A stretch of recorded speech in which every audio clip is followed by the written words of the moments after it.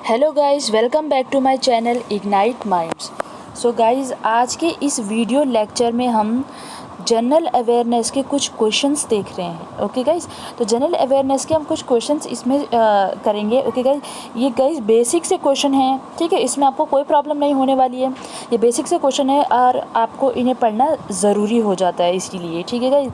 और एक और बात बोल देना चाहती हूँ गाइस, इसकी PDF आपको हिंदी में तो मिल जाएगी, एज वेल एज़ आपको इंग्लिश में भी इसका PDF मिल जाएगा। जो इंग्लिश वाले हैं वो भी इसे पढ़ सकते हैं, ठीक है गाइस। मैं इस वीडियो में मैं आपको इसमें हिंदी में भी बताऊंगी, इंग्लिश में भी बताऊंगी। पर जो अगर आपको अलग अलग PDF चाहिए तो आपको इंग्लिश में भी मिल सकता है और हिंदी में भी मिल सकता है, ठीक है गाइस। आप बता दीजिएगा कमेंट में कि आपको हिंदी में चाहिए या फिर इंग्लिश में चाहिए। सो गाइस, जनरल अवेयरनेस के क्वेश्चन हम शुरू करते हैं, ठीक है गाइस। तो ये बहुत बेसिक से क्वेश्चन है, ये आपको याद रखने हैं, ठीक है गाइस। सबसे पहला जो आपका क्वेश्चन है, जो सबसे पहला आपका क्वेश्चन है वो है सबसे हल्की धातु है, ठीक है। सबसे हल्की धातु किसे कहा जाता है? हल्की मतलब यहाँ पे क्या है, लाइट। क्योंकि मैं इंग्लिश वालों के लिए पढ़ा रही हूँ, इसी में जिसे इंग्लिश में पसंद है वो इंग्लिश में पढ़े, ठीक है। और यहाँ पे धातु क्या है, एलिमेंट। तो यहाँ पे जो लाइटेस्ट एलिमेंट है, ठीक है, जो लाइटेस्ट एलिमेंट है वो कौन सा होता है गाइस? वो होता है लिथियम, ठीक है। लिथियम को कैसे लिखते हैं? LiThium। तो ये क्या है, लाइटेस्ट एलिमेंट है हमारे पीरियोडिक टेबल में, जिसे हम क्या कहते हैं, लिथियम कहते हैं, ठीक है। दूसरा जो प्रश्न है आपका, दूसरा क्वेश्चन है आपका, सबसे भारी धातु है, ठीक है। पहले तो हमने लाइट एलिमेंट पढ़ा। लाइट एलिमेंट क्या था? लिथियम था, ठीक है। जिसका ये कौन से पीरियड में आता है? ये पहले ये हाँ, तो लिथियम जो आपका हाइड्रोजन, हीलियम, फिर लिथियम, ये आता है आपका सेकेंड पीरियड में। और ग्रुप फर्स्ट का ये मेंबर है कौन? लिथियम, ठीक है। जो सबसे पहला आपका जो दूसरा क्वेश्चन है आपका, वो है आपका सबसे भारी धातु। भारी यानी कि हैवी, ठीक है। हैवी एलिमेंट या फिर मेटल, हैवी मेटल कौन सा है? तो वो है आपका ओस्मियम, ठीक है। कौन सा है? Osmium, OSMIUM। ये क्या है गाइस? ओस्मियम। ये कौन से ग्रुप का है? ये ग्रुप 16 का मेंबर है, ठीक है। जो समूह, जो पीरियोडिक टेबल आपने पढ़ी होगी, तो ये उसका क्या है, 16th ग्रुप का ये मेंबर है, ठीक है, ओस्मियम, ठीक है गाइस। तो चलिए नेक्स्ट क्वेश्चन पे चलते हैं। सो आपका नेक्स्ट क्वेश्चन है आपका, सबसे कठोर धातु कौन है? ठीक है, सबसे कठोर धातु, ठीक है। कठोर यानी कि आपका हार्ड, ठीक है। कठोर धातु क्या है? प्लेटिनम है आपका, ठीक है, प्लेटिनम,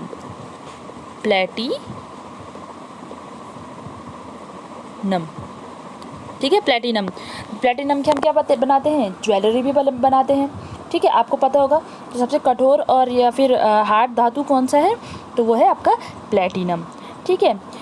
ये किस में आता है? ये आपके ग्रुप नंबर, हाँ, तो ये आपका ग्रुप नंबर, जो ग्रुप नंबर होता है पीरियोडिक टेबल का, ये उसमें आता है 12 में आता है, 12 में, ठीक है, 12 में। ओके गाइस, सब जो दूसरा है वो है आपका सबसे कठोर पदार्थ यहाँ पे कुछ और है, ठीक है। यहाँ पे धातु नहीं बोला गया, यहाँ पे धातु या फिर एलिमेंट भी हो सकता है या फिर मेटल भी हो सकता है। यहाँ पे पदार्थ पूछा गया, सबसे कठोर पदार्थ कौन सा है? हीरा है, हीरा, ठीक है। यहाँ पे धातु अलग चीज़ हुई गाइस और पदार्थ अलग चीज़ हुआ, तो सबसे कठोर कौन सा है? हीरा है। और वैसे धातु में कहेंगे तो क्या है? प्लेटिनम है, ठीक है गाइस। चलिए नेक्स्ट क्वेश्चन पे चलते हैं। सो नेक्स्ट क्वेश्चन है आपका, सबसे उत्तम कोयला है, कोयला, ठीक है। जो सबसे उत्तम कोयला होता है वो क्या है? उसका नाम क्या है? Anthracite guys, anthracite guys. अगर आपको इसका स्ट्रक्चर चाहिए तो आप मुझे बता दीजिएगा कमेंट में। तो जो एंथ्रासाइट है ये क्या आप केमिस्ट्री में पढ़ेंगे, ठीक है। तो एंथ्रासाइट ये क्या है? सबसे उत्तम कोयला, मतलब उत्तम मतलब सुपीरियर, ठीक है, कोल, ओके। तो दूसरा आता है आपका, जल का शुद्ध रूप कौन सा है? ठीक है, व्हाट इज़ द शुद्ध pure form of water. Water की प्योर फॉर्म हमें कहाँ मिलती है? ना तो हमें पॉन्ड में मिलती है, ना तो हमें वेल में मिलती है। तो वो कौन सी जो प्योर फॉर्म कौन सा है? वर्षा का जल, मतलब रेन वाटर। यहाँ पे क्या है आपका? रेन वाटर, ये क्या है आपका? शुद्ध जल है, ठीक है। शुद्ध यानी कि प्योर वाटर फॉर्म है, ओके गाइज। नेक्स्ट क्वेश्चन पे चलते हैं। सो नेक्स्ट क्वेश्चन है आपका, मार्स गैस कहलाता है, ठीक है। मार्स गैस किसे कहते हैं? मार्स गैस किसे कहते हैं? यहाँ पे मार्स गैस ऐसे लिखते हैं, मार्स गैस, ठीक है। मार्स गैस कहते हैं आपके मीथेन को, मीथेन, MethAne, मीथेन।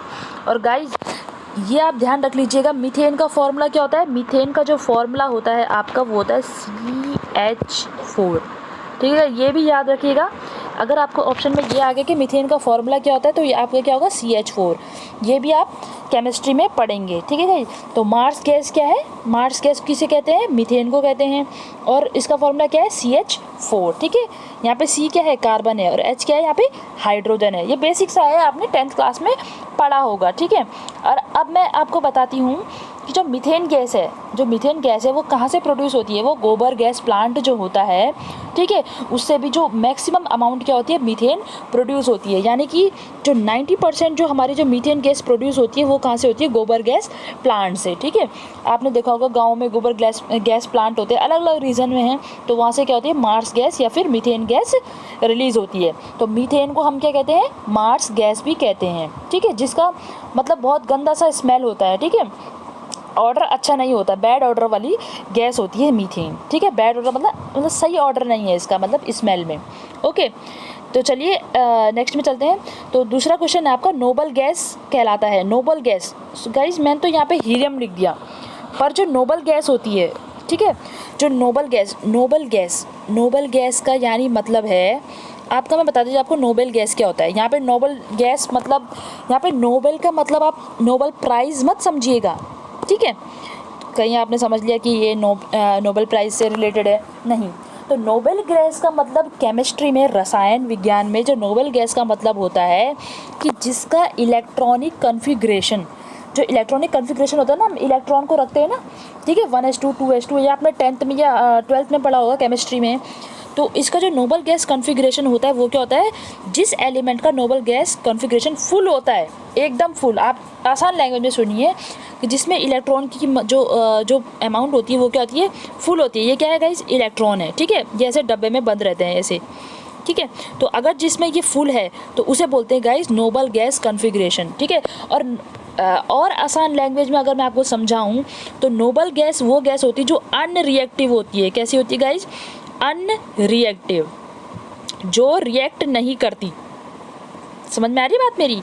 तो क्या बोल रही हूँ मैं आपको ये समझाना चाह रही हूँ कि नोबल गैस, मैंने तो एक, अगर मैं केमिस्ट्री के व्यू से बताऊँ, केमिस्ट्री के पॉइंट से बताऊँ, ठीक है, रसायन विज्ञान के पॉइंट से बताऊँ, तो नोबल गैस वो होती है जिसमें जो इलेक्ट्रॉन की जो संख्या होती है वो क्या होती है, फुल होती है, ठीक है, बराबर होती है, ठीक है, और फुल होती है, उसे क्या कहते हैं, नोबल गैस कॉन्फ़िगरेशन कहते हैं, ठीक है।